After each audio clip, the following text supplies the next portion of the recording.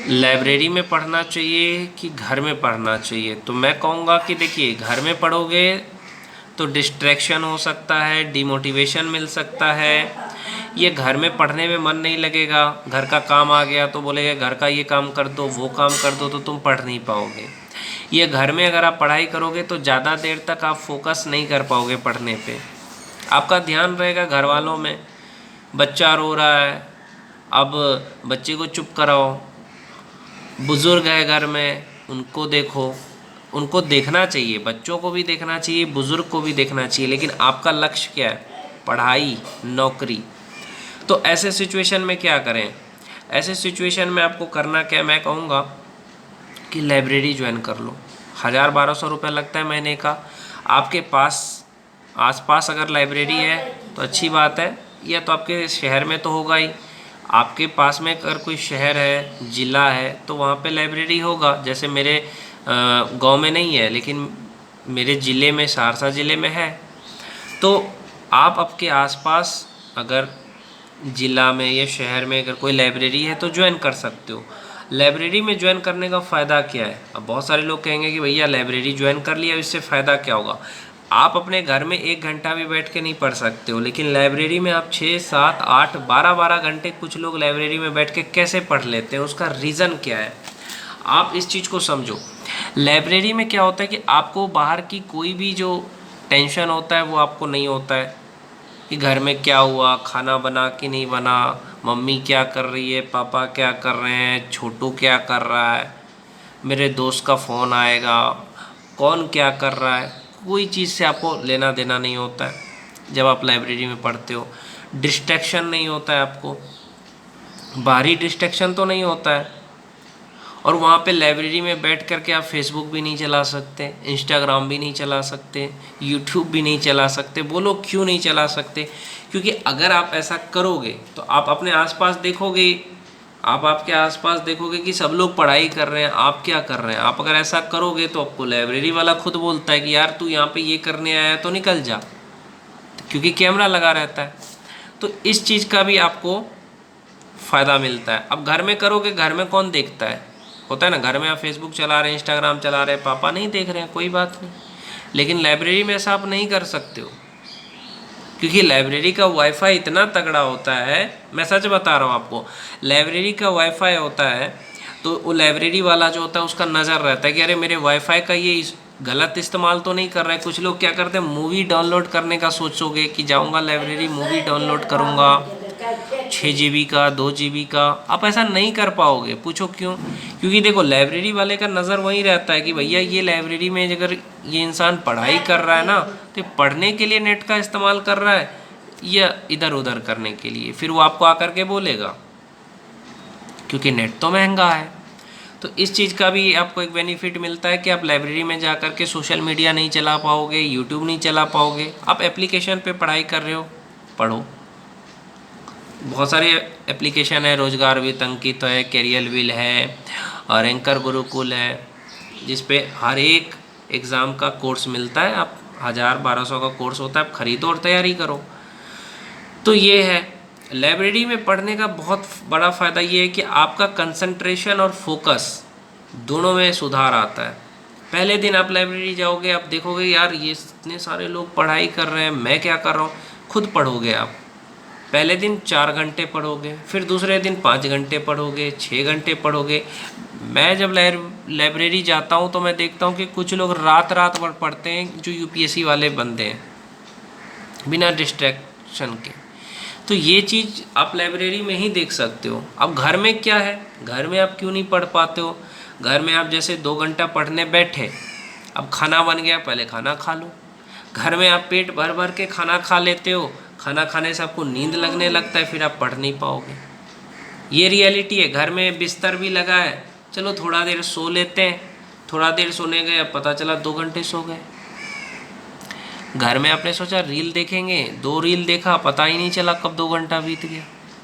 लेकिन लाइब्रेरी में क्या है कि आप 3 घंटे का एक स्लॉट रखते हो कि हाँ 3 घंटे मुझे ये सब्जेक्ट पढ़ना है, तो पढ़ोगे आप।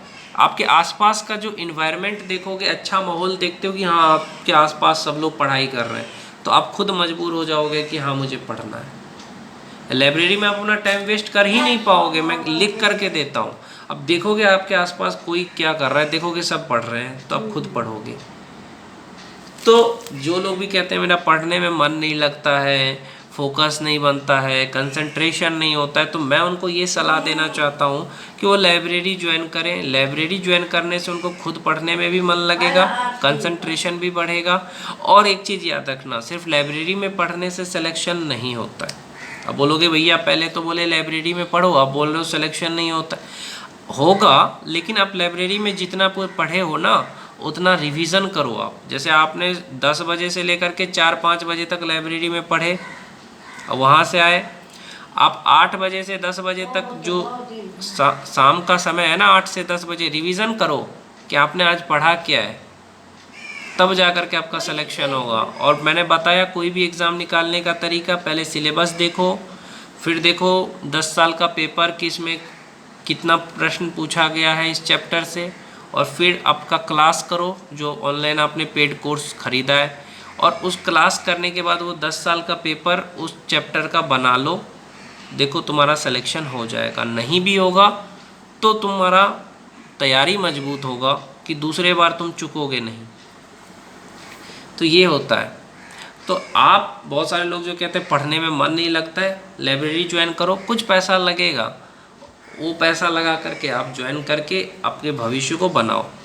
घर का भी काम करिए, जिसके माँ बाप किसान हैं, ये जिनके घर में मतलब बुज़ुर्ग हैं, जिनके घर में 70 से ऊपर के उम्र के लोग हैं, वो घर का काम करें, आपको अच्छा लगेगा? नहीं लगेगा ना, तो अब करो, उनकी भी बातों को मानो। ये नहीं कि अब भाई पढ़ाई कर रहा हूँ मैं क्यों मदद करूँ, पापा की, मम्मी की, दादा की, चाचा की क्यों बात मानूँ, ऐसा नहीं करना है आपको, उनकी भी मदद करनी है। और कोई भी, तुम्हारे चाचा हो, तुम्हारे दादा हो, तुम्हारे पिताजी हो, आप जब पढ़ाई करोगे तो कोई भी इंसान दुनिया का नहीं है जो आपको ये कहेगा कि भाई तू पढ़ाई छोड़ दे, मेरी सेवा कर, ऐसा कोई नहीं कहता है।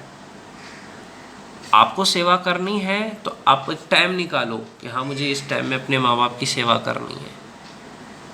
माँ बाप क्या चाह रहे हैं कि आपका भविष्य अच्छा बने, आपके घर के लोग चाह रहे हैं आपका भविष्य अच्छा बने, तो आप बनाओ ना अपना भविष्य।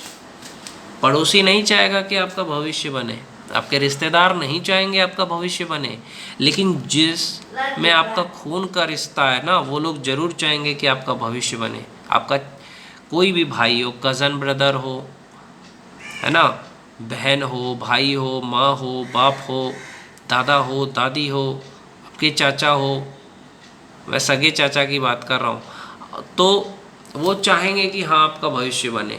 लेकिन आपका पड़ोसी क्या चाहेगा, यार अच्छी बात है बर्बाद हो जा तू, हमें तो मज़ा ही आएगा, तू बर्बाद होगा, तेरे परिवार का नाम खराब होगा।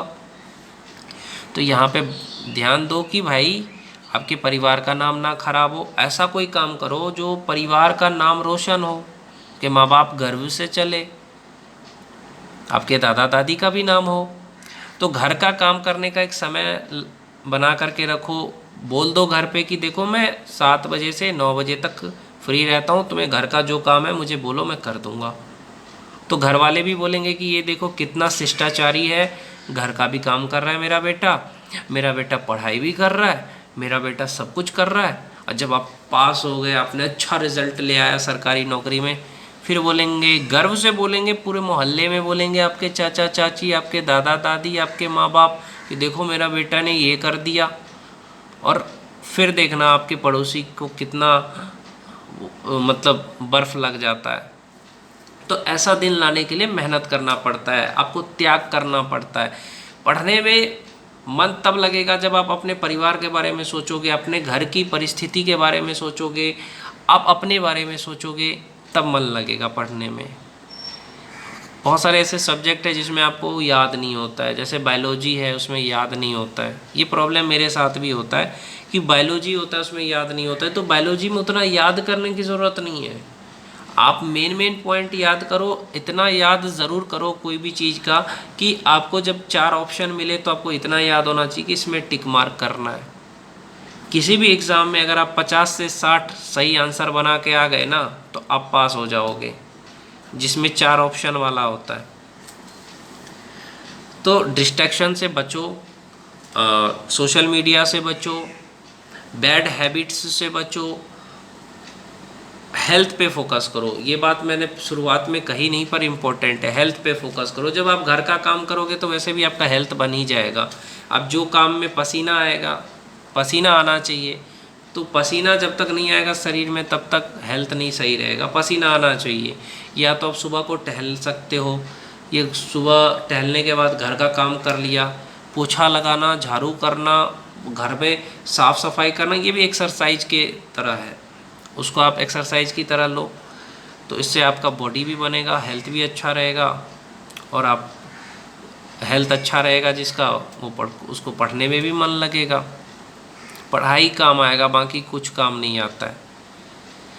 हर कोई नहीं, आपके घर वाले, आपके दादा दादी, आपके माँ बाप, चाचा चाची, आपके भाई बहन सब इंतज़ार कर रहे हैं आपकी सफलता का, समझ रहे हो। लेकिन पड़ोसी इंतज़ार कर रहा है कि आप असफल कब बनोगे।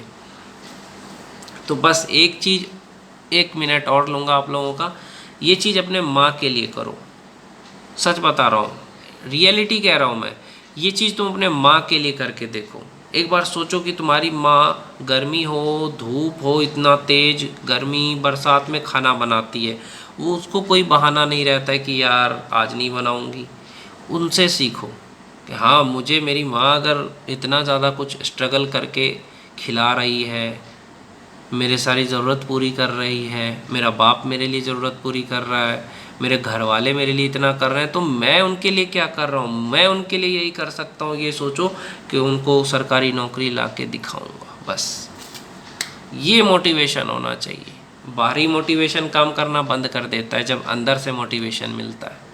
तो जय हिंद दोस्तों, जय श्री राम।